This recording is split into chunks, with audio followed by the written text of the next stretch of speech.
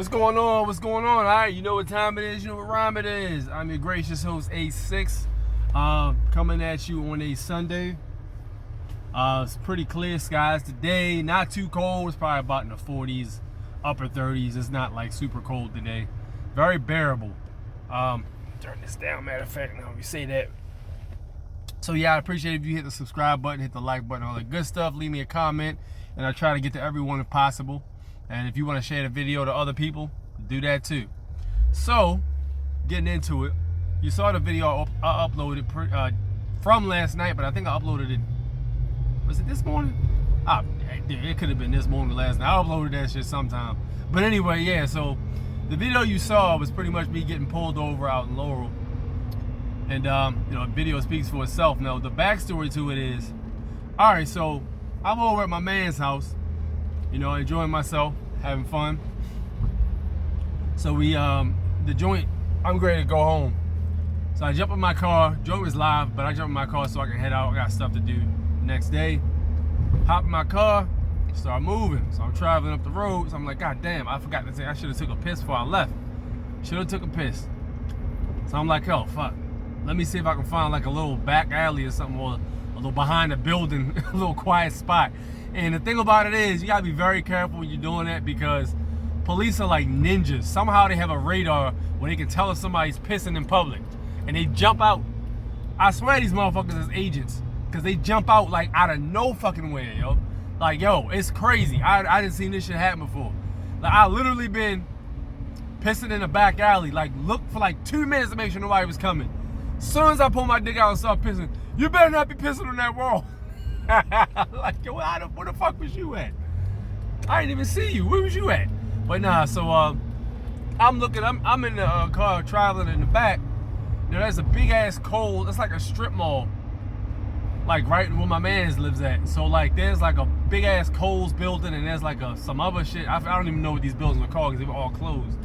But there's like a big strip mall, and behind the strip mall, they're all connected. So I'm like, all right, cool. Maybe I'll be able to go back here, jump behind a truck, take a couple seconds, pee real quick, get back in the car and keep it moving. Well, I go and, hold on, make this right. I go to make I make a left, and I'm going up the joint, and nobody's behind me, but you get that feeling something's not right. You just got a sixth sense. And these days I listen to that sense because it's usually right. So I'm like, yo, hold on, yo. Let me just cruise around some more real quick. So I cruise around a little bit more, seeing what's going on. And lo and behold, I'm the only one in the back there cruising. And there's nothing on one side, there's the back of the buildings, and on the other side, there's just like trees. So like nobody was over there at all but me. But I just felt like I wasn't there by myself for some reason. So I look at my rearview mirror when I'm going up some more, and I see some lights in the back. But they're not cop lights per se, they're just some HID lights. So I'm like, all right, yeah. This is either A, somebody coming back here to smoke some weed peacefully. B, 2 teenagers looking to get it in real quick, or however long, smash off. Or C, it's a police officer following. So I'm like, all right, well, let me go ahead and make this left and turn around and see what's going on. So I make a left, and surprisingly, when I make a left, he drives right past where I was, the intersection I turned into, but I was still like behind the building. I wasn't hiding, I was just trying to see where the dude was going. But all I could see was the headlamps. It was so dark, I couldn't see nothing else. I couldn't see if it was a cop car or not. So I'm making a right, like, yo, this whole spot don't feel right. I'm just gonna keep it moving. I'm gonna take that as a sign to keep cruising. So I go through, and when I go right past the building, and I come from out what I thought was an intersection, it was actually a sidewalk. So like, it was a long, big ass, wide sidewalk. It was very unusual. So I drove off traveled off the joint. Traveled off the joint, and off the curb. Oh shit! God damn. Now keep in mind, it was very dark. Like, it was like no goddamn lights in the whole parking lot, just my headlamps. Out of nowhere, yo, when I go to pull in front of this building, I'm still looking for a spot to pee at. I go in front of this building and shit, not out of the car. I stay in the car. I see headlights behind me. I'm like, yo, that's probably a police officer, because it's a truck, a cruiser joint. So then, yeah, he gets behind me, puts the lights on. I'm like, yeah, okay. So I'm thinking in my head, well, you don't really have me doing anything wrong. Nobody's injured. Like, I'm not doing shit wrong. I got my passport card. I'm good to go. And that's when the whole joint happened. So what he was talking about when I hit the curb, or when I drove, he said I rode off the sidewalk or something, like I came off the sidewalk. I was like, yo, I did not even see that shit. I did not even legitimately see no sidewalk, yo, because it was so dark. And like, I mean, it ain't illegal to cruise, you know, around. It ain't illegal. Ain't no signs that say you can't be here after a certain hour. Don't say that. So I was like, fuck, well, what the fuck can he say? So I mean, he didn't say really too much. You saw the video. But that's basically what happened with the backstory with that. So what I wanted to say was sleigh riding, that's nice. What I wanted to say was conducting yourself like a national. How do you conduct yourself like a national so that you don't get in a whole lot of trouble? So what I would say is, first off, as I think of my man, hold on. All right, yeah, my man Finest Thing Walking had to make sure that everything was clear up here. My man Finest Thing Walking hit me up and he was like, yo, how do you keep getting away with that shit? I say, yo, I think it's a mindset, yo. Like the debtor-creditor mindset. If you're not familiar with that, with those terms, and you're trying to walk this path, you definitely need to know the difference between a debtor and creditor. Creditor and debtor. I can't even say it right. Creditor and debtor. But like, if you have a debtor mindset, you'll be treated like a debtor. Starting arguments, engaging in any controversy, back and forth, any of that. But if you think like a creditor, pretty much, which is basically taking hold of the conversation and, you know, guiding and steering it where it needs to go for your personal benefit and for the benefit of the whole entire situation. That's more thinking like a creditor. That's what I try to stay on. I try to stay on that path. But I think it's a mindset, yo, because like when a lot of this stuff goes down, like what you say can really affect the outcome. Like very much so. So I'd say like if you're gonna be walking this path, man, definitely get your mind right, yo, because that might be the most important damn part, your mind. Because if your mind ain't right, you're gonna say the wrong shit. You're gonna get hemmed up. You're gonna spaz out and shit. Motherfuckers are gonna throw you in jail. You know, you gonna get out because you really haven't done anything illegal. But like they, you know, you give them a hassle, they can give you a hassle right back. You know, you can take the head off in court later. But I mean, you can really avoid all that unless you're looking for a come up. You know, hey, it is what it is on that one. But yeah, it's a mindset, I think, yo. And then the PDF files. I had a lot of people ask me about the PDF files. I responded to a lot of comments. The dude he already was trained when he stopped me. He was trained on how to deal with foreign nationals already. So when I offered him to see the paperwork, he honestly didn't even need to see it, basically. He said, yeah, dude, he just asked for registration. That's pretty much all he wanted. He already knew what time it was. He knew what time it was already. But, you know, they can't say they're not familiar with it or they're not taught or trained on it. They trained on it, they just don't tell you about it. They trained on how to deal with foreign nationals. So when you get your status corrected, make sure you keep a binder in your car. Now, here's the thing. I do keep a binder in my car with various documents. So when I get to a good spot to stop at, I'll show you what I'm talking about. But I carry documents in my car or personal conveyance, whatever you want to call it. I keep documents in here just in case any law enforcement, police officer, whatever they want to call themselves, or cop or whatever, if they want to try to overstep their boundaries. You know, I already put them on check when I stop and talk to them when they stop me or whatever. I tell them, you know, I ask them if they're trying to uphold their oath, and they'll say yes, of course. If not, I'll ask for somebody who will. But of course, they're not going to say no because that's their job. But so yeah, we go. This is good. So yeah, let me show you what documents I usually roll with. Hold on a sec. Ah, boy. So I keep this binder right here. There we go. It might fall, but I'm not. This ain't professional camera work yet. So I got a binder right here, pretty much, and I carry this around in the car. So I like this one right here. This is Kent versus Dawes, 1958. I have that memorized pretty much because I've been looking at it more recently after my first encounter and my first stop. But this is a Supreme Court ruling case that basically states that the right to travel and the First Amendment, you know, right to freedom of belief or speech or what have you, are protected under the Constitution for the United States of America.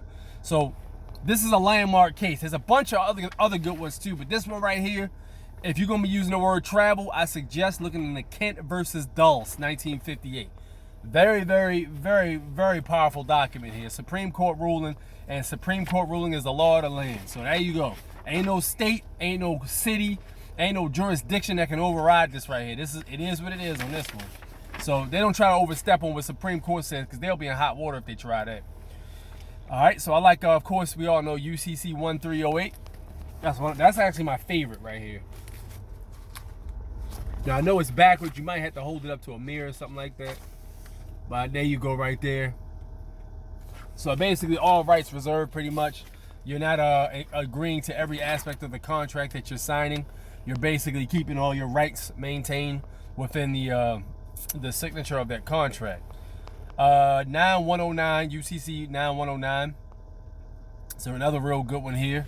So I like this one because my tag actually has UCC 1308 on it, and it actually has UCC 9109.